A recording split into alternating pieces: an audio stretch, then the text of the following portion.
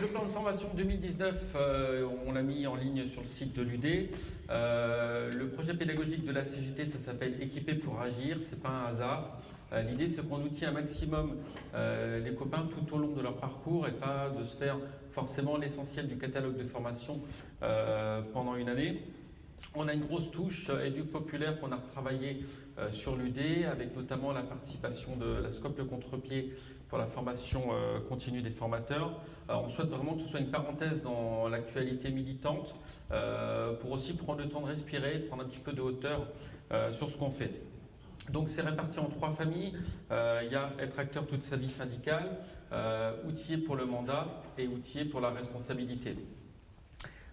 Pour la famille être acteur toute sa vie syndicale, on vous rappelle qu'il y a des formations d'accueil qu'on veut développer. Donc si dans votre syndicat vous n'êtes pas en capacité de les animer, vous nous contactez et on trouvera les moyens pour venir les animer chez vous. On pense aussi qu'on peut les faire en direction des non-syndiqués et que ça peut être un vecteur de syndicalisation. On a développé aussi dans le même esprit les stages CARSAT qui sont finalement un mix entre de l'accueil syndical mais aussi une part de prévention avec des interventions très intéressantes côté CARSAT. C'est vraiment une journée très enrichissante et on a la médecine du travail qui intervient aussi, la SSTV 86. Derrière, ce que vous connaissez plus, c'est les premiers et les deuxièmes niveaux. Voilà, si vous pouvez laisser quelques années entre le premier et le deuxième niveau, c'est quand même plutôt pas mal.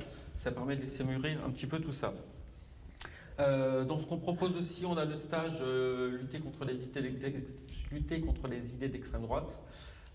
Parce qu'on a eu des échos comme quoi les copains ne se sentaient pas toujours très à l'aise pour aller discuter face aux idées d'extrême droite. Donc là, dans la perspective des élections européennes, c'est peut-être un stage qui peut être intéressant aussi.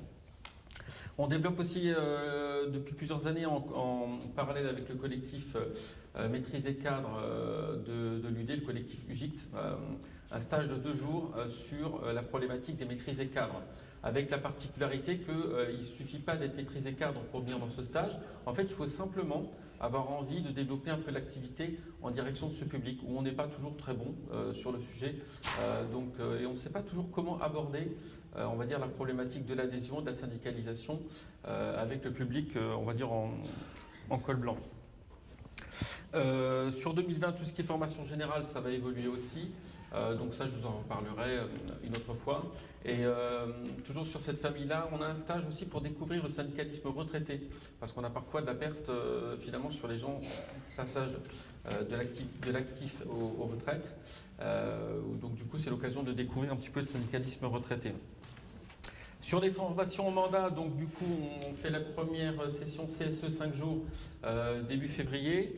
On retrouve naturellement tout ce qui est délégué syndical. La formation CSE, mais du côté hygiène sécurité, CSSCT. On organise un perfectionnement en fin d'année qui est ouvert à la fois au public et au privé. Et vraiment, c'est un stage qui vaut le coup.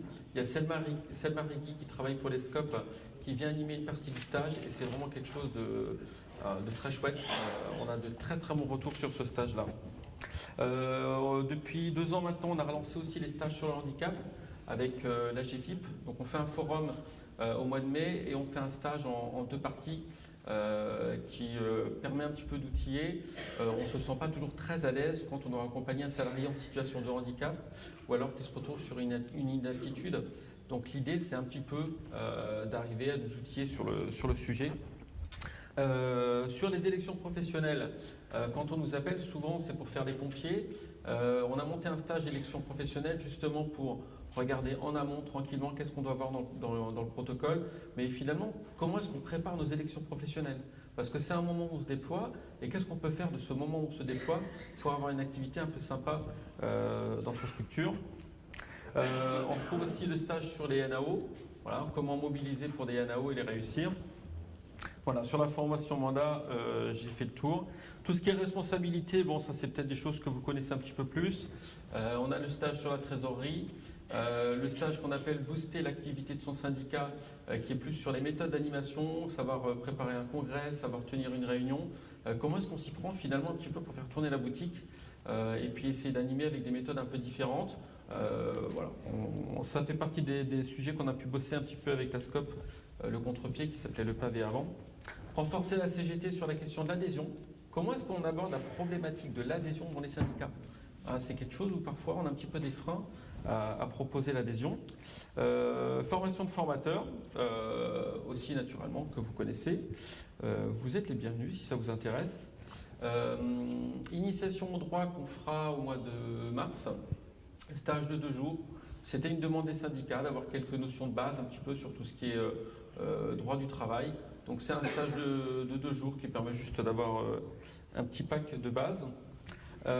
Sur tout ce qui est tract et médias, donc on a maintenu le stage de 2 jours sur rédiger un tract, mais comme on avait aussi une demande des syndicats pour être un peu plus à l'aise, pour comprendre l'environnement des médias, comprendre aussi comment ça fonctionne derrière, savoir un petit peu mieux travailler avec la presse écrite ou avec la radio. Du coup, on a un stage de 5 jours et on va faire venir Acrimed sur une journée. C'est une association qui s'intéresse beaucoup à, au monde des médias sur l'aspect financier, savoir qui appartient à qui et quelle liberté ils ont pour parler à ce niveau-là. Des stages un peu différents, un petit peu nos ovnis si on peut dire. Donc on a une journée qu'on fait sur la langue de bois.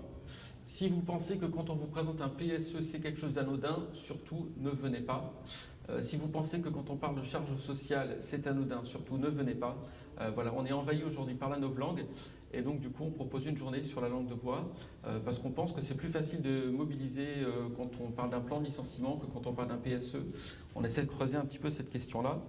On a essayé de travailler un peu l'outil porteur de parole. Donc on ne fait pas de stage cette année, mais on fera des journées où on va développer cet outil. Vous l'avez probablement vu dans la presse ou sur le conflit des cheminots, on l'avait un petit peu utilisé notamment. Voilà, ça fait partie des choses qu'on veut développer. D'autres structures de la CGT qui organisent des stages, je pense notamment à l'IHS qui va organiser un stage sur la gestion des archives et de l'archivage donc dans les syndicats. Ça se passe au mois de mars.